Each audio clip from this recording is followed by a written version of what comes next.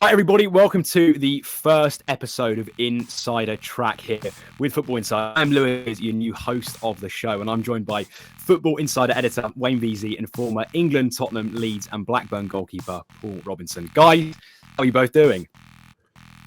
Very well. Very busy week, Lewis. Plenty to talk about today. Yeah, really good. Very much looking forward to the new show.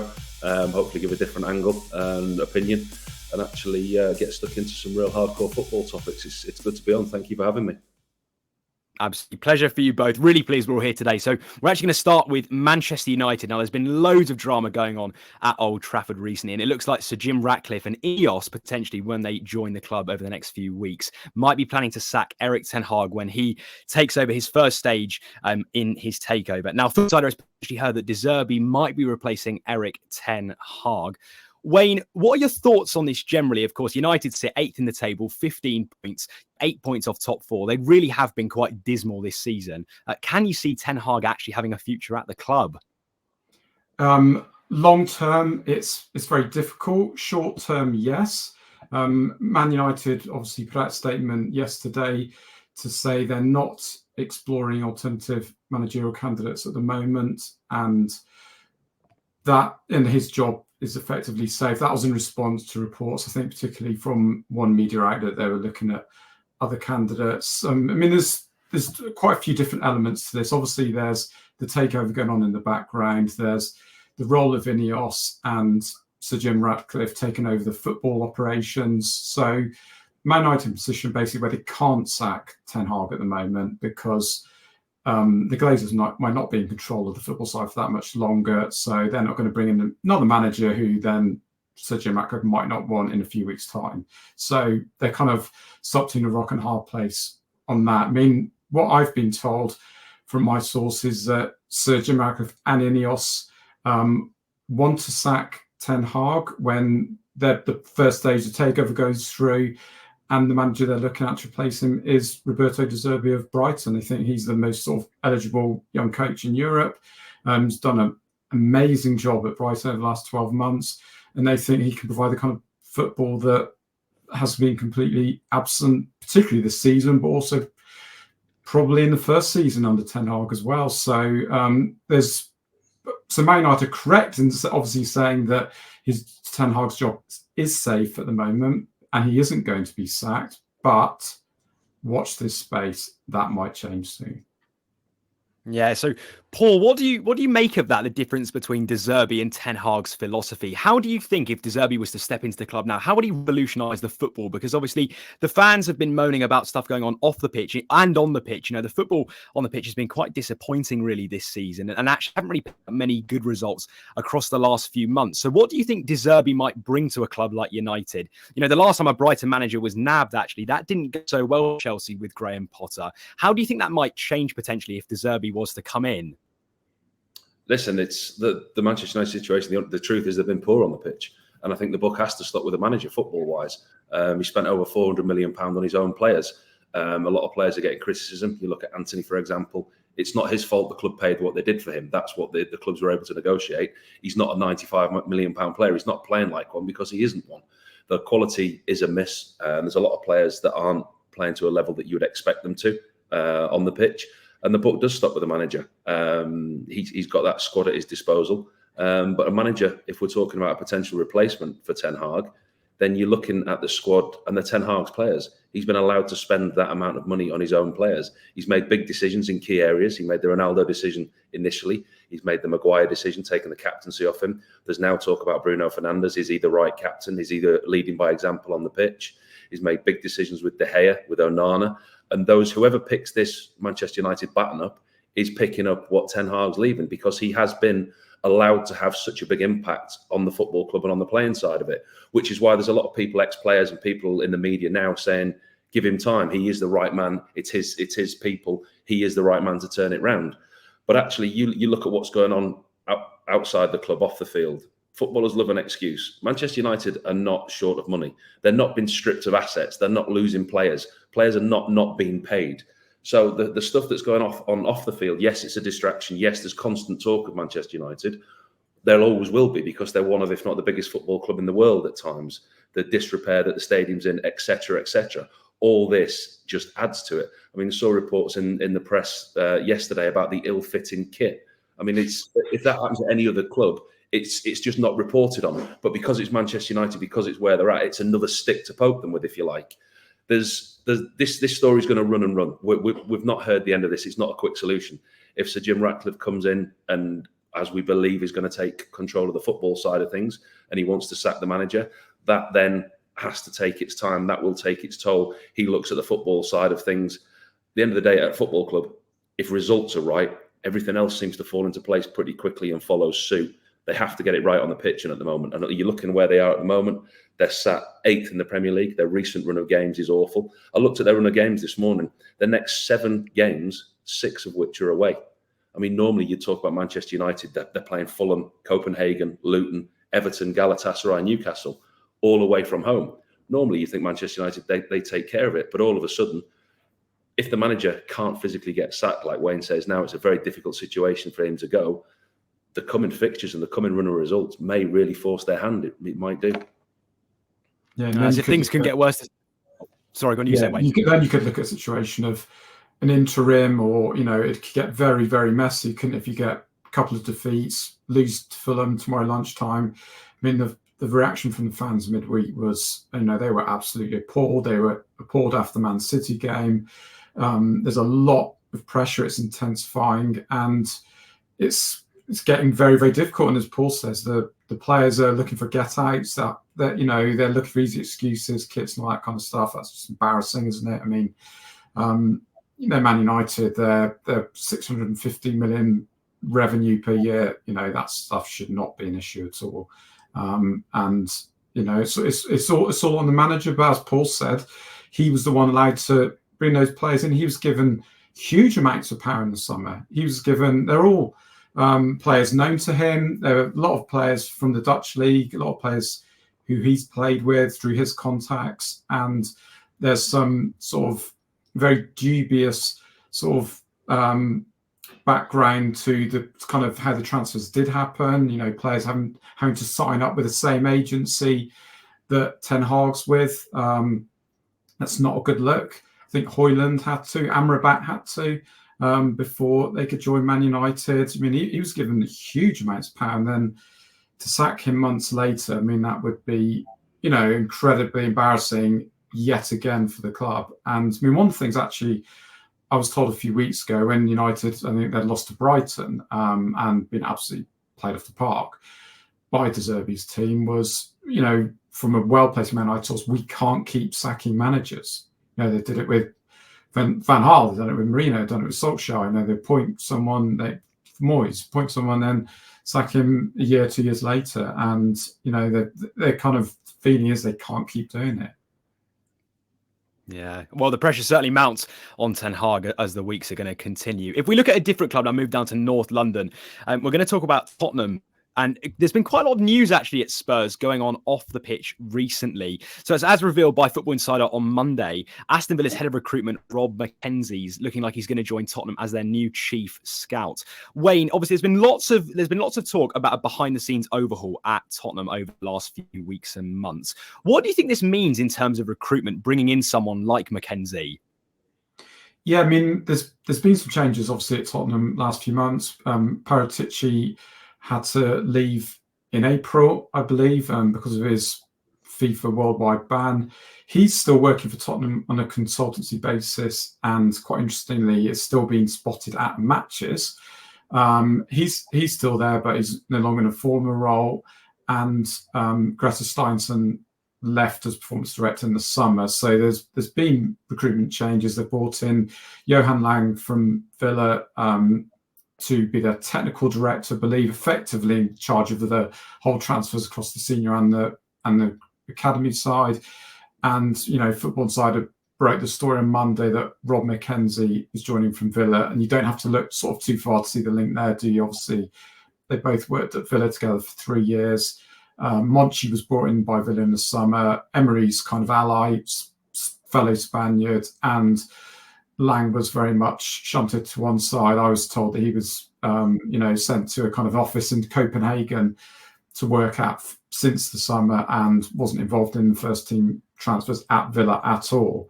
So in terms of Tottenham, I mean, as Paul knows very, very well, they changed their kind of recruitment setup a lot, Paul, don't they? I mean, under Daniel Levy's time, I mean, how long do these guys generally have? They have a year, 2 years, don't they? Sporting directors, go all the way back to Frank Arneson, and then Damien Comolli, etc. Etc. They've gone, and then they leave, don't they? And these are the Villa guys who brought in. I mean, you actually look at Villa's transfers over the last 3 years; they're not been that great, have they? I mean, of the current first team side, I mean, there's been some better recruitment since Emery took over. You look at going back the previous 3 years, there's a lot of flops. Leon Bailey, Bertrand Traore, all those guys. I mean, there have been some good ones. Ollie Watkins, Tyrone Mings, but they've spent a lot of money. Villa, they give big wages. So I don't think Tottenham fans will be completely thrilled to have a kind of Villa recruitment invasion. But yeah, the deal's happening, and Rob McKenzie, Johan Langside this week, and Rob McKenzie starts next week. And Paul, do you see, as Wayne briefly mentioned there, obviously Paratici's ban, although he is still working at the club, do you think there is going to be a possibility of him returning to the club in some capacity and actually working for them once his ban does take place over the next few years? I think it's interesting that he's actually still involved with the club in some capacity, because with a situation like this is an opportunity to cut ties. The Italian connection at the club has left. It's gone. It's moved on. Those managers have moved on. And if you wanted to move somebody like Paratici on, given the situation, given the ban, it wouldn't be hard to do. But the fact that the club are keeping him close by, there would be, you'd suspect there's some kind of role there for him. But what role, you don't know. Because with Johan Lange, he comes in as like a technical director and he oversees everything. And his man is Rob McKenzie. He comes in as head of recruitment. Rob McKenzie's found players like Mahrez and Kante at Leicester over the years. And Lange's time, as Wayne rightly says, at Aston Villa, you speak to some Aston Villa fans, some are very positive, some are sceptical. There was some very good signings, some indifferent signings, spent a lot of money. But the one thing that he was tasked with at Villa was the building up of the youth setup, the scouting network, the whole recruitment system behind the scenes, what him and Rob McKenzie set up, and that he developed the whole thing. So you would think from a Tottenham point of view, if these two are coming in as a well-oiled machine, if you like, a team, a duo that know each other very well, you would question where Paratici sits amongst the recruitment side of it, whether there's an advisory role or what capacity Paratici would be there before he's kept on as, like an advisor or a consultant like he is now. You look at the two that are coming in here and you think, where's he going to fit? Where's the space for him? But the fact that the club are keeping him at close calls would suggest that there is a role for him. What that is, I don't know. I think Daniel Levy, the chairman, obviously appreciates Paratici's connections, doesn't he, and his network of contacts. And obviously he was key to a couple of, very successful signings. You look at Kulusevski, look at the Benson Kerr joined from Juventus. They were both Paratici's guys by all accounts. And you look at, the goalkeepers come in this summer again from Italy. Has Paratici had involvement in that? You would probably think he has. And, the Udigi as well, there's a lot of sort of Italian signings who have worked out very well and who are young and who are going to get better. So there seems to be that these guys are coming in from Villa. Yes, they're going to run the recruitment for this season, but doesn't mean they're going to be running it subsequent to that. Knowing how Tottenham board and Levy, they flip-flop from kind of regime to regime. He's obviously keeping Paratici on in the background, consultancy role, and don't be surprised to see him come back as soon as that ban ends. That's how Levy works, how Tottenham work, and they change all the time. Yeah, and I mean, like we've mentioned, Lang started 2 days ago, and at the time of recording on Friday, we've now got 59 days until the January transfer window opens. Paul, who do you think the club should be targeting going into the window? Of course, quite a few fans have started the title challenge talk on social media. People, that's starting to drum up some interest. So where do you think the clubs sit in terms of signings? Quite a few people have pointed at a striker, and people like Ivan Toney has been brought up. What position do you think they need to target going forwards to really mount that challenge to win the league? I think you look at the squad depth, and I think that'll be an issue. Squad depth of players that the manager wants. Every manager inherits a certain amount of players in a squad that he doesn't want. With Postecoglou coming in the summer, he hasn't necessarily had the time that he would like to put his own spin on. There'll be players in that dressing room, maybe the likes of Erik that aren't getting much game time. There's plenty of other players in that dressing room you could name that the manager will want to move on, and he'll want to fill a squad with his own players, and he'll want to strengthen it. And I think that there would be an issue for Tottenham this season if they were competing in Europe, if they were competing in the cup competitions. But that's a huge advantage that they've got over their rivals. That they're not. They're playing Saturday, Monday, Friday, whenever it is, and they're getting plenty of recovery time. Squad depth would be an issue. Competition in every place, like we've heard Mikel Arteta quite openly say, he wants 2 players for every position. And I don't think Tottenham have got that to the level that would compete as a starting 11 every week if the manager wanted to rotate this side. As a starting 11, they've proved already they're good enough. Can they do it over the length of a season? That's yet to be seen. They don't have the problem of the fixture pile-ups, like I've said. I think with Hugo Lloris in limbo, seemingly as he is, I think he'll look at another goalkeeper to back up. Was on a Fraser Forster's there as well. But I think centre-half as well. I mean, Van der Ven's been a revelation. He's been an excellent signing. And Romero next to him has been brilliant. But listen, let's be honest, it's a matter of time before Romero gets suspended. So when he gets suspended, what does he do then? What's his next plan? I think he needs a centre-half of the same level and the same leadership qualities as that is, because at some point Romero is going to amass enough yellows or that red card's coming. Yeah, and you kind of look at the centre-forward position as well. I mean, obviously Harry Kane left the eve of the season, hasn't been replaced, and Son's been playing a lot down the middle, great success. But Richarlison still isn't firing, doesn't look a centre-forward, doesn't look an A-list wide player for Tottenham, and kind of looks almost the weakest link in that team at the moment. He struggled with it, hasn't he? Surprisingly, he's really struggled. Yeah, I mean, Everton, he looked, borderline outstanding at times, didn't he? Dynamic. But I think Tottenham maybe slightly bigger club, bit more pressure. Doesn't seem to, maybe needs to be the main man, and he isn't that Tottenham. He wasn't that last season, and Kane was there. Still isn't that with Son and Maddison. Maybe it's an ego thing as well.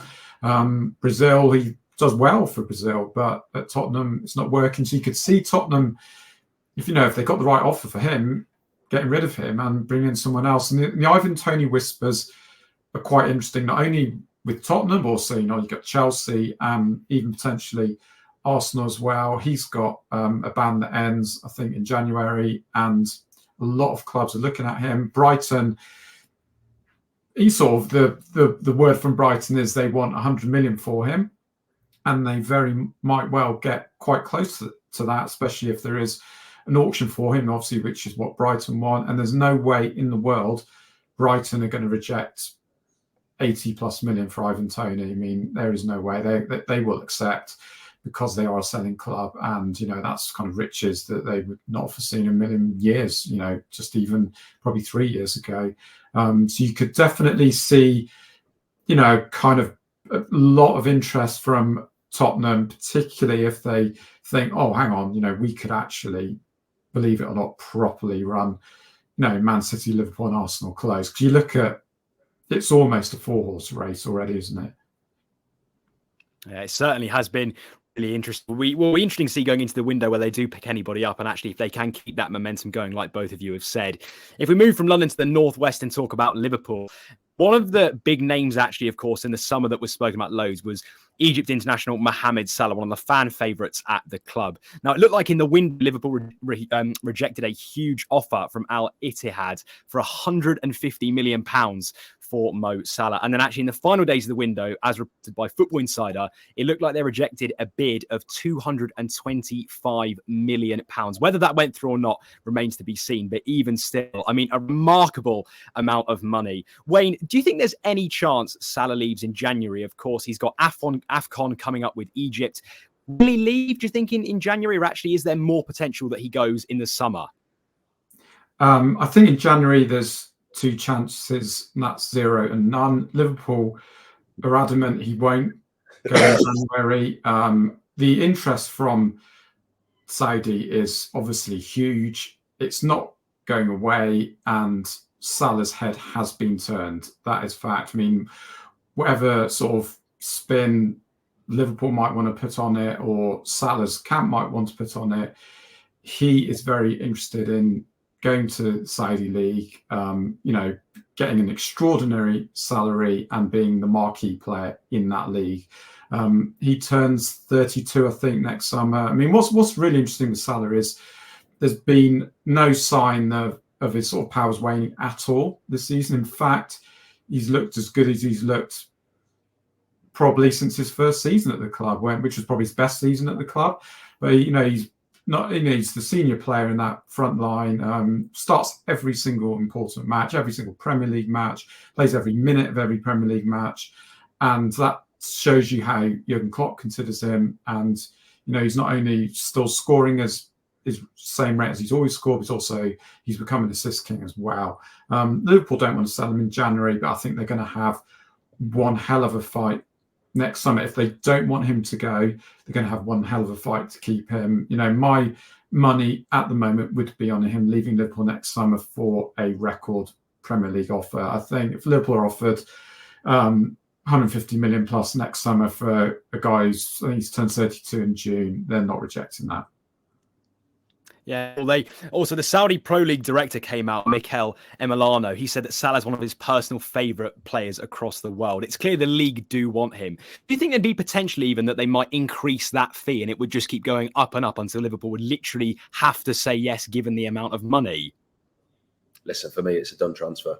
I think Wayne's absolutely right. I think it's his personal ambitions, for his personal wealth, for his hereditary wealth that he'll leave for his family, but not just that, because of his religious beliefs. The country where he comes from is Egyptian, and playing in that league, he would be the icon. Ronaldo was taken over there as the start of it all, if you like. Ronaldo can't play forever, and he's not going to play forever. Mohamed Salah in that league tops Ronaldo for me. The interest that spikes, the revenue that brings to that league, regardless of who buys him in that league, it will be funded, however it's funded. But that will be the biggest deal that the Premier League's seen. I have no doubt. Liverpool rightly kept hold of him because I think Jurgen Klopp knew that he had a decent side on his hands this year, a good squad that could challenge again after a poor season last year. From their point of view, you look at the way that they've started this year, you look at the way that he's scoring goals, and there clearly isn't a fitness problem with him because he started midweek against Bournemouth in the Carabao Cup game, which normally you would never see Mohamed Salah starting. So maybe Jurgen Klopp's getting every last bit he can out of him before he goes. But I genuinely think that this is a deal in the summer. I think most people are resigned, Liverpool fans resigned to the fact that he will be going, but the amount of money that it'll bring to Liverpool will be immense. And I just think it's one that the player wants. And a way to finish his career in that league. And you kind of think as well, there would be 1 year left in his contract next summer, so that's the last possible chance of Liverpool getting big money for him. He's only probably going to get worse as a player, isn't he? Gradually. I mean, obviously he's in amazing condition. Obviously his his own personal regime is second to none. He's not really lost any of his pace, Paul, is he? I mean, he still looks almost as quick as he was in his first couple of seasons, which is pretty remarkable. You saw with Ronaldo, he very much lost his pace, didn't he, by his mid-30s. There's not been any sign with that with Salah yet, but that's inevitably will change. And, it's interesting that he is starting. Not only did he start midweek, he played the whole game as well, didn't he, which is amazing. It's probably because Luton's on Sunday, and Luton aren't Man City, are they? So Klopp's obviously looked at that and thought, okay, I can get away with this. And Liverpool aren't playing the strongest team in their Europa League matches either, so they're not in the Champions League. That makes a difference as well. But yeah, I mean, it's absolutely inevitable. Salah will leave it in the season. Very sad. I mean, I think he's probably been the best player of the Klopp era. I think for me, he sort of trumps Van Dijk and Alisson, Mane and Firmino. I think he is number one, and he is still the best player in that team, isn't he? I mean, probably him and Alisson, the two you have to play in every game. I think Van Dijk's almost getting back to his level, but it's probably not quite the player he was. But yeah, Salah and Alisson, you look at them as the best two. I mean, Paul, I'm quite interested in your thoughts on Darwin Núñez. Do you think he's capable of being as good as Salah? Is he never going to be as good as that because of his kind of unpredictability and his lack of composure, or has he got it in him, do you think? I think there's signs that it's there. I think he got criticised last year for his lack of end product, for his lack of goals, but he was putting himself in the position for the chances. This season, I tipped him at the start of the season. I think there's a real player there. I think they're both very different players. I think Salah's obviously a wide player with the pace that he has, and Nunes is one that likes to play down the middle. If Salah goes, they're going to get in the region of 150, 200 million. How do you replace Salah? Well, you look for Mo Salah, don't you? There's nobody else like him. And the money that they're going to have to spend in replacing him, I don't think you can buy one player as a direct replacement. I think it will change the way that they may be set up. Look at the front line. They've got Gakpo, Diaz, Jota and Nunes without Salah. So they can play in the same way.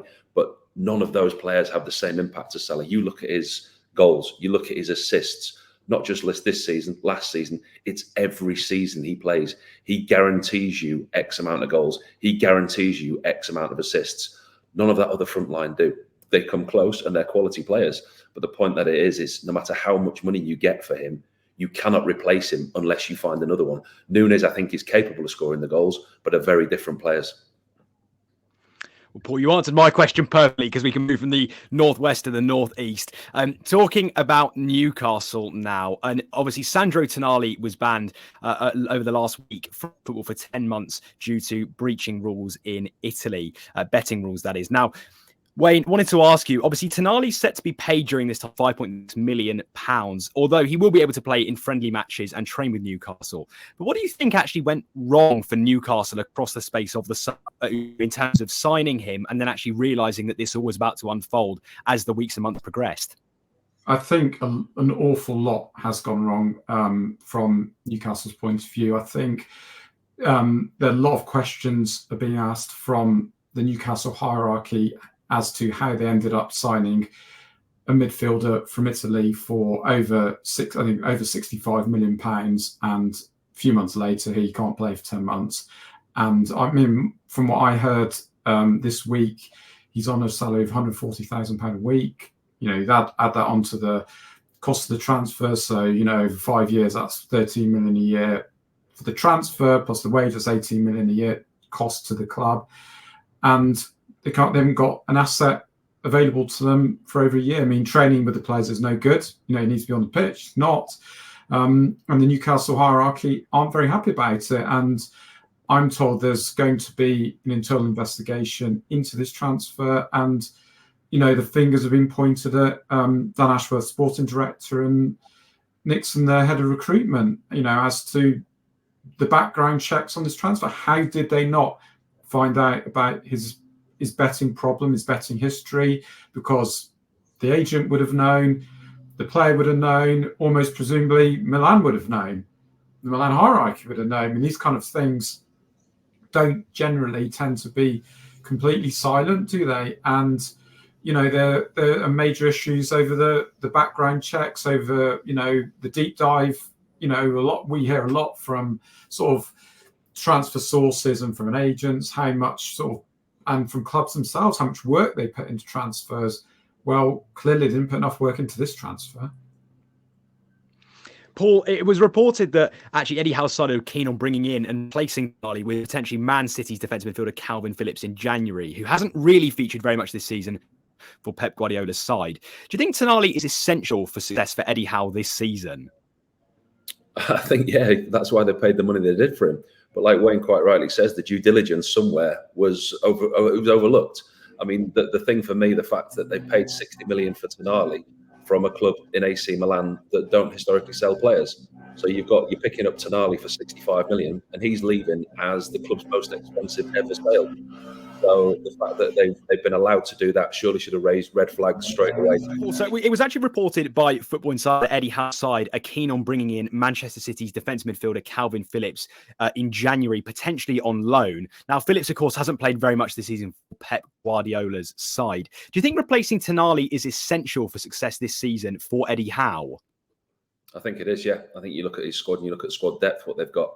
Had a really busy week this week, the backing the Champions League action away at Dortmund, had a tough game away at Wolves, played at the weekend, and his squad's starting to pick up injuries. They're depleted. He didn't really want the Carabao Cup game midweek against Manchester United, although it turned out very well for him. He very much changed the starting 11 and used players that he hadn't necessarily been doing, and he picked up more injuries then. So to lose a player that you brought into your squad for 60 million, If you're buying somebody for 50, 60 million, they're going to be an integral part of your squad all season, or your starting 11 anyway. So to lose a player of that quality, and just to lose a player out of your squad at this stage for Newcastle, it's tough for them. They are going to go into the market in January. How they do that, they're going to have to be very careful with the financial fair play. We all know the huge wealth, the huge backing that the club have got. But if you can go out and get the likes of Calvin Phillips on loan, where I suspect a deal would be structured, I don't think the wages would be a problem for Newcastle. In fact, it wouldn't be. So there's going to be no transfer fee involved, whether City still pays some of his wages, Newcastle just pick up his wages. I personally can't see how that doesn't work for anybody. He's not getting any game time at City. He's getting more game time at international level. Pre-season, Pep's already said that he could leave. He could have potentially gone on loan at the start of the season, yet he hasn't. We've got halfway through the season nearly, and he's still not playing football. There's a European Championships coming up at the end of the season. For him personally, he needs to play football. For Newcastle, they desperately need to strengthen their squad with that type of player, and it's not going to cost them a transfer fee. I just don't see how that particular deal doesn't work for anybody. Yeah, and there were quite a few other midfielders actually that sort of have been pointed at and outlined to maybe suit the club. You know, someone like Ruben Neves from Al Hilal, or Scott McTominay from Man United was brought up. What sort of midfield? Because Tonali really was a box to box, and actually I think without that they don't necessarily have a player quite like him.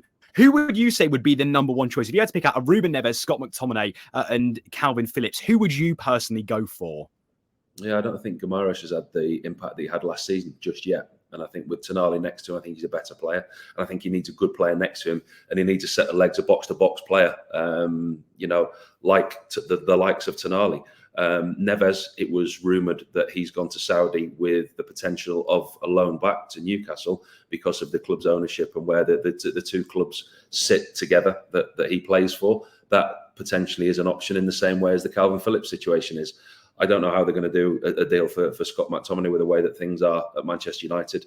Who's making the decisions? Are the decisions being made? I just think a loan deal for Neves or Calvin Phillips, it's almost a like-for-like player. It's exactly what you want in your squad. I wouldn't rule them out going for both. I really wouldn't, because if they do get out this Champions League group, they progress into the final stage of the Champions League, they're going to need a big squad. They're going to need quality. If they could get two players of that ilk in on loan without paying a transfer fee, it seems a very sensible move. For me, I think probably Calvin Phillips would be their first target, along with Ruben Neves. Yeah, well, if we now move north of the border, we're going to go up to Scotland and talk about some of the controversy that's been happening over the last few weeks, really, with both Rangers and Celtic. And we start with Rangers, actually. They were playing Dundee on Wednesday night at Dens Park, and there was quite a bit of controversy, really, that happened. The game was delayed due to traffic issues. That got moved back to a half-8 kickoff. Then the game was paused for 18 minutes because Rangers fans let off flares in the stands, and the fire alarm was raised. Players obviously get evacuated off the pitch. Paul, given the sort of situation around the club with that, do you think the club are responsible, or do you think actually that's on the fans? And really, what can be done to resolve an issue that's kind of as awkward as that? I think we've experienced problems of similar ilk in the Premier League.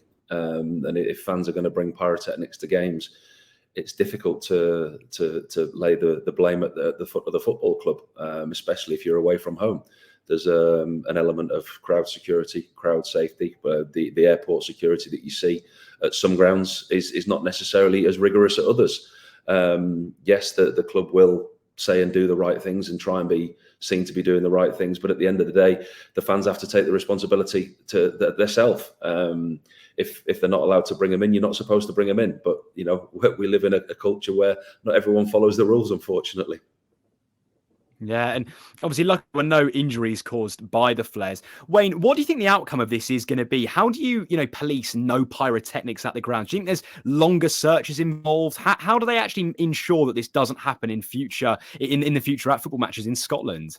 Yeah, I think the big thing, as Paul said, is it was an away match, wasn't it? At Dens Park, it wouldn't have been the same level of security as what you get at Ibrox or Parkhead, for example. And I think that was a massive factor. It's obviously very organised from a section of Rangers fans, and it was quite incredible actually how the level of sort of the pyrotechnics display, wasn't it? It was made sort of remarkable pictures, not necessarily in a good way, and I think a lot of Rangers fans have distanced themselves from it, have said it was a disgrace and was embarrassing, and I would agree with that as well, because the club do have some level of responsibility, and the likelihood is that with Police Scotland now involved, that there will be punishment for Rangers. There's been reports that that could be a heavy fine. A lot of sort of senior fans are saying they're expecting a heavy fine, and then ultimately,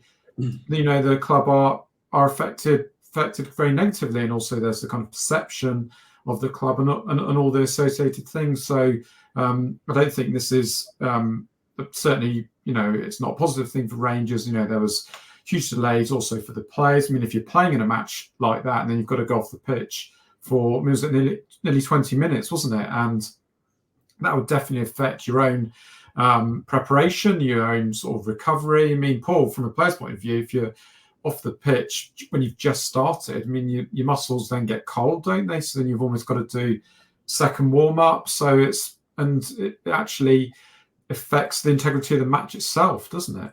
Yeah, when it starts affecting the game, and the game having to be stopped, and it affects the quality of the game. It affects the quality of the game that you're watching and what you're absorbing as a consumer. Players, stop-starting games is always tough. You see long stoppages through injuries and illness through games, and they're always very, very difficult to regain the same momentum in the game. And it is difficult as a player. Like delayed kickoffs are. Sometimes you can't help them with traffic and teams arriving late at the ground. But you normally have a routine, a match day routine, and anything that throws a footballer off his routine, it's not normal, and we freak out. Yeah, I heard quite a few Dundee fans actually saying on Twitter they were actually quite scared by the pyrotechnics, and actually it was quite a sight. Looking at those photos and videos on social media, it was quite remarkable really to think of how many actually they managed to bring into the ground. I think that's what was more astonishing, was how many fans actually managed to bring all those different pyrotechnics, obviously through different means, into the stadium. If we move over to the other side of Glasgow and we talk about Celtic, this week obviously Celtic's ultra supporters group, the Green Brigade, were banned by the club, and they obviously said that was because they were defying the stadium rules. And the last sort of reason for it was that they were bringing Palestinian flags into home games and they were told not to. Paul, were the Celtic board right to ban the Green Brigade, or should something else have been done actually to maybe potentially stop this ban from happening? I think it's a very difficult one. I think there's two clear sides to this story. The club trying to protect the club's image and the fines that it's receiving from UEFA and external fines and in sanctions that are going to get placed on the club. But at the same time, they have to be careful with a blanket ban of banning a section of supporters without chance to reply. And I think the statement the club put out, it wasn't just because of the flags and the banners. There was previous incidents at away grounds and accusations have been made against certain groups of supporters. And it were a guilty until proven innocent stance was taken, if you like, and it was a blanket ban rather than an individual with a right of reply. And I think there's a lot of supporters that feel hard done to. Only reading myself from what I've read and what I've looked from the outside looking in, I've no personal affiliation to any club.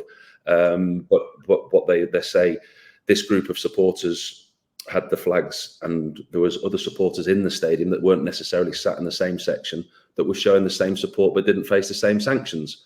So I think there's a strong argument from both sides. The club are understandably trying to protect their image, but I think they have to do it in a way that they look after their own fans as well. Yeah, and Wayne, another Celtic Ultras group actually walked out. They walked out on Wednesday night. They had up a banner as well blaming the Scottish police, and they sort of walked out in unity with the Green Brigade. How do you think this is going to be resolved? Are the club going to have to come out and sort of make a statement? Do you think the fans are going to have a meeting with the club? How is this all going to unfold? I mean, the Celtic board have, obviously they put out a statement saying there's been loads of conversations in the background. They've spoken continuously with the Green Brigade and the Ultras fans as effectively are, and told them they need to curb their behaviour, and it's creating sort of safety issues and security issues at matches. In terms of how it's been resolved, I think Celtic will say they have resolved it by banning these fans, and I think it's a really good point Paul's made about they've just done a blanket ban and they've not kind of picked out almost the individual fans responsible, and that seems almost kind of like the easiest thing to do, isn't it, rather than sort of selectively picking out the main sort of culprits involved. I mean, Frank McAvenny, one of our pundits, he actually said something quite interesting, I think to you, Lewis, I think it was yesterday, where a lot of these Green Brigade fans have actually been moving other fans from their seats during matches, and that, and so they can all sit together. And a lot of these fans they're moving are older fans who have got a season ticket or whatever at a home match, or have got a ticket for an away match, and then they're being moved out of seat, which sounds pretty horrific, and also intimidating, doesn't it? If you're finally just going to watch the match with a child, whatever, or elderly person, then you're getting kicked out of your seat for a load of young guys in hoodies who are trying to sort of partly hide their identities. So there's so many issues involved with this. It's very difficult, I think, for the club to get right. I don't think they have got it right, and it is not going to be easy to resolve, because these fans, these ultras, they do improve the atmosphere. They are obviously passionate Celtic followers, and they think they add to the match and they add to the atmosphere of the match. It's going to be incredibly difficult. But then, on the safety side, I think that has to come first as well, doesn't it? So, this could run on months and years, and I expect that to happen. Yeah, well, I think that wraps up really our whole discussion. So we're going to jump in now to Premier League predictions. It was game 11. We've got 10 games to look at. We'll just do quick fire stuff, guys. So literally we'll have an answer after the game and we'll be good to go. So the first one, 12:30 kickoff tomorrow. We've got Fulham against Man United at Craven Cottage. Paul, what's your score prediction for that one? Always a happy hunting ground for Manchester United historically, but it's not a Manchester United that we're used to seeing. Fulham, a couple of decent results last week away at Brighton. One away at Ipswich in the Carabao Cup midweek, which feels them in good stead. Tough for United, whoever they play at the moment, and you can make a case for whoever's playing against Manchester United. I don't expect them to get beat. One each. Wayne, what are your thoughts? Taking into account Man United's very good record against Fulham, I'm only expecting Fulham to win by 1 goal rather than 3 if it was any other club who were playing Man United tomorrow. I think we might have to write down these predictions. Actually, we can start doing a points tally. We'll have to make a little table. That might be fun. Right. Well, that's why I'm not predicting either. We'll be looking at Brentford versus West Ham. I think a really interesting game, this one, at the G-Tech Community Stadium. We'll switch it over. Wayne, what do you make of that? London rivals, interesting match. How do you see that one going down? I think that there'll be a bit of a kind of issue for West Ham. Obviously, they're a really big match midweek, massive momentous win, but they haven't been consistent, and goals in the Premier League have been an issue. It's interesting that Bone played down the middle. I think I'm going for Brentford to win. Okay. What about Paul? What are your thoughts? And for a Brentford win, or do you reckon it'll be West Ham are going to sneak 3 points at the G-Tech? Well, Brentford seem to have turned things around, don't they, after a poor start? They had a great win at the Bridge last week against Chelsea. They've had a week's rest as West Ham have played in the Cup midweek. West Ham 3 defeats on the bounce, surprisingly, against Everton last week, coming into the Arsenal game. It's going to be tough for them with Europe this season. Their record there is not great. I think they've played Brentford 4 times in the Premier League, and Brentford have beaten them 4 times. But I think they'll get something, 1 each. Okay, another draw. Now, moving on to Burnley versus Palace. That's at Turf Moor, 3 o'clock kickoff. Both sides really desperate to pick up points, haven't been in good form. Paul, what do you think about that? Can you see maybe a Vincent Kompany, or do you think actually Roy Hodgson's side are going to walk away with 3 points? What do I think? I think it's absolutely guaranteed for midnight match of the day. Last one. That's definitely the last game of the match. Oh dear. How many shots on target? Yeah, he's. Well, I think there'll be goals in it, because I don't think either are particularly great defensive records at the moment. Vincent Kompany's he's sticking with the way that he's playing. Roy Hodgson is doing what he does at Crystal Palace. They're a bit more open this year, a bit more attacking, but they're going to finish between 8th and 14th like they do every year.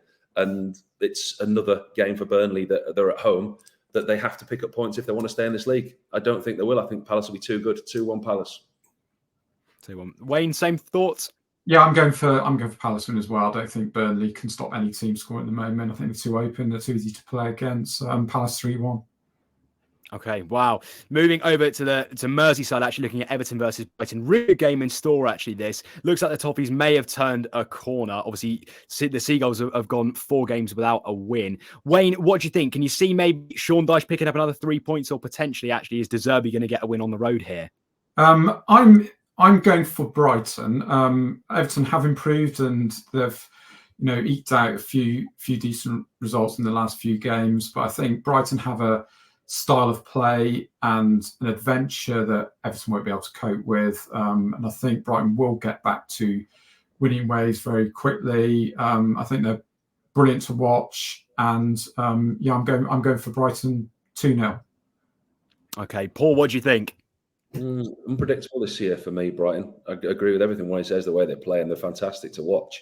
Surprising 1-1 draw at home last week with Fulham. They've lost games I wouldn't expect them to this year. They've conceded a lot of goals this year, which is unlike Brighton. Everton unbeaten in 5. Sean Dyche seems to have gotten playing in a way. They were impressive midweek again against Burnley. You look at the bookmakers' odds for this and they can't separate them. And I'm going to give it to Everton simply on home advantage. And I'm going to go for the most popular score in Premier League history, 2-1 Everton. There we go. Well, this one certainly is going to be fancy football captainers all over. City versus Bournemouth at the Etihad, 3 p.m. kickoff. Now, of course, City have been in really good form, that huge win against United. Wayne, can you see potentially Iriola's side getting anything at the Etihad, or do you think this is just going to be a comfortable win for Pep Guardiola's team? Absolutely comfortable and absolutely no chance of Bournemouth getting anything. And, I would be surprised if Erling Haaland doesn't get a hat-trick within the first hour. 5-0 Man City. That's exactly what with the same score. Exactly what I've got written down. There'll be a lot of people redoing their ACCAs on the 5:30 game if Bournemouth do anything at Manchester City. Man City 5-0. I tell you, I'm worried for some of my mates who support Bournemouth. That's for sure after those predictions. Talking of a game actually going slightly further to York, we're going to be talking about Sheffield United versus Wolves at Bramall Lane, 3 p.m. Now, that one actually, I think, has quite a lot on the line, really. Obviously, Sheffield United haven't been in great form. Paul, Wolves have been in quite good form, actually, recently. Two wins out of 3 away from home. You expecting the run to continue for Gary O'Neill, or actually are Sheffield United going to turn a corner? I was at the Wolves-Newcastle game last week. Really impressed with the way that they played. Saw them early on in the season when they're in a little bit of a rut. They had a poor start. Many, including myself, tipped them to be down there in the relegation zone. Gary O'Neill's getting a tune out of his players. Neto's going to be a huge miss for them. Did his hamstring at the weekend against Newcastle. He is integral to everything they do. Plays out on that right-hand side, cuts in on his left foot. Every time they have a break, a counter-attack, they look for him. They've not got him. How do you replace him? They can't. They haven't got the funds to do it. It's going to be interesting to see how they go without him. In Wang and Kuna, there is goals in that team. I like what they do. Sheffield United, I've seen a couple of times defensively resilient against Manchester City, decent against Manchester United. Only one real poor game for me this year was the home game against Newcastle. I find it hard to see where the next point's coming from. The manager hasn't lost the dressing room, but they've got McBurney injured with a groin strain. Cameron Archer's going to have to carry the can scoring goals. They don't score goals. I'm going to go for a narrow 2-0 Wolves win. Okay. Wayne, similar thoughts? I'm going for a 1-0 Wolves win. I can't see Sheffield United getting anything.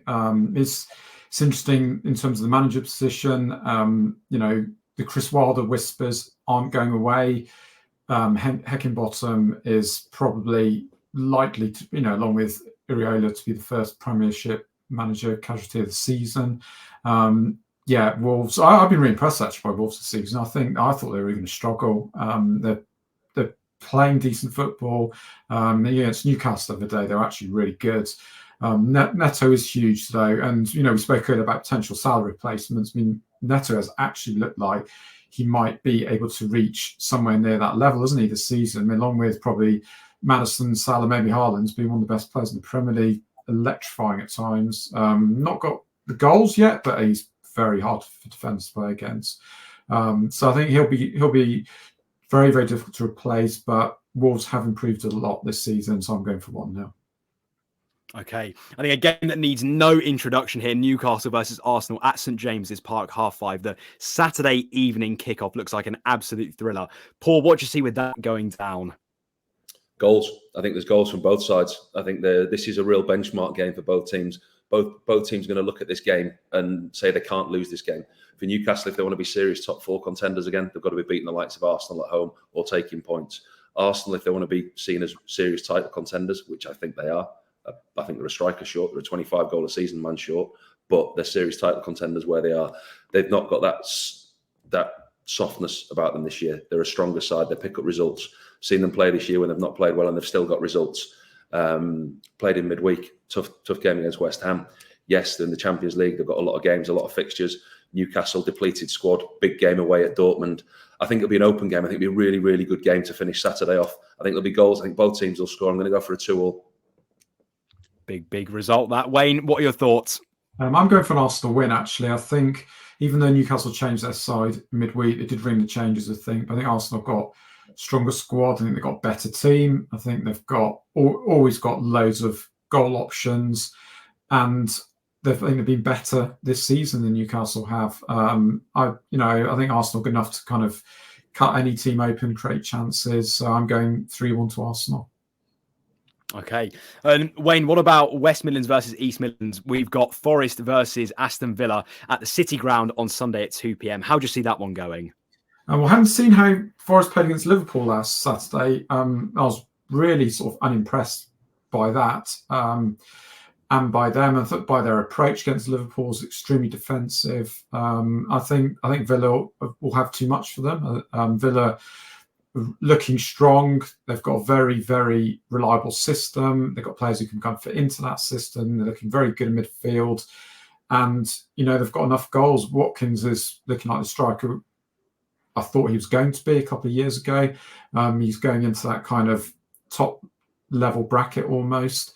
Forest looked really disappointing against Liverpool. And I think obviously they'll have a bit more pressure to be more adventurous against Villa, but I think Villa will have too much, so I'm going Villa 3-1.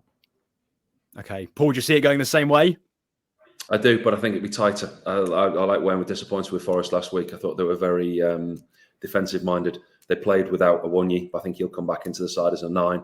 Gibbs White and Alanga played as 2 false 9s. They tried to use the pace. They tried to play 5 at the back and hit Liverpool on the break with something different. It didn't work. City Ground is a huge factor for me. It was last season for Nottingham Forest. The atmosphere there is phenomenal. It got them over the line many an occasion last year, and not many teams walked away with 3 points from the City Ground. I think this will be very close, but I think Villa have got enough quality and enough goals in that team. Although away from home, they're not as poignant as they have been at home, but I just think they've gotten too much for Forest. 2-1. Okay, in the penultimate game of the weekend, we've got Luton versus Liverpool at Kenilworth Road, the 4:30 on Sunday. Paul, how do you see that one going? Do you see maybe a Luton shock win, or can you see Jurgen Klopp's side picking up 3 points on the road? Listen, Liverpool are in a really good place at the moment. I struggle every week to make a case for Luton, as you will do, on their budget, on the size of the club, on just the status where they are. It's a dream for them to be in this Premier League, and every week's going to be it's going to be an uphill struggle. Games for them against Liverpool, home and away, are not season-defining games. It's the games against the teams around them. They're not going to expect to pick up points. For them, it's how they perform. Listen, they made it difficult for Tottenham there. Tottenham won 1-0, okay, with 10 men. West Ham only won 2-1 at Kenilworth Road. The better performances are coming at home, but Liverpool are too strong. 3-0. Wow. Wayne, what are your thoughts? I'm going for an almighty walloping. I'm going for 6-0 to Liverpool and Darwin Núñez to score a hat-trick and miss a hat-trick of good chances as well. Mr. Unpredictable, I think, will be unstoppable on Sunday. I'm going to make a call now. If that does happen, when you get 100 points, I'll give you. You can get 100 points in that table. And to wrap it all up, to finish it off, we've got Tottenham versus Chelsea at the Tottenham Hotspur Stadium, 8 p.m. Monday Night Football. It's going to be an absolute thriller. Wayne, how do you see that one going? Do you see it maybe going to the North London side, or actually a West London going to run away laughing? Tottenham obviously got a terrible sort of record, haven't they, against Chelsea going back 3 decades. Has got a little bit better over the last few years. So I think this has. I mean, bizarrely, Tottenham are favourites, aren't they, going to this match? I mean, who would have thought that at the start of the season, or, given the investment from Chelsea in the last year? But, I make Tottenham slight favourites. They've obviously punched massively above their weight this season, but, momentum's a huge thing in football. They've got it. Whereas Chelsea are playing in fits and starts. They've got no cohesion. So I think, narrow win for Tottenham, I'm going for. Really enjoyed watching James Maddison this season. Really enjoyed watching him and Son together. And as I think Paul alluded to earlier, Tottenham defensively are solid. Play the same team every game. Everyone trusts each other. So, yeah, I'm going for 2-1 to Tottenham. Okay. Paul, do you see it going the same way? Yeah, I see Spurs winning. Momentum and confidence is a huge thing. The rest that they have midweek.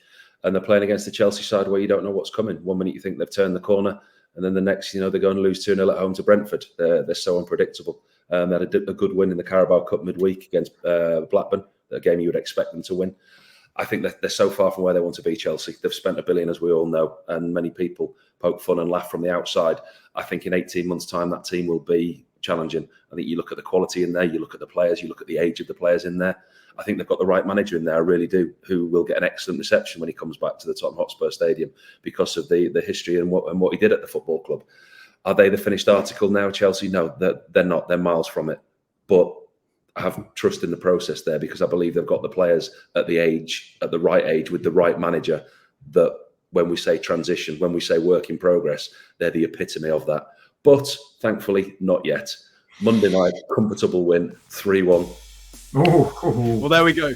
Wow, that wraps it all up, everybody. Thank you so much for joining us today. Let us know any of your thoughts in the comments below about any of the topics we've spoken about. Guys, thank you so much for joining me and all your opinions. Really appreciate it today. And we will catch everyone again on Monday.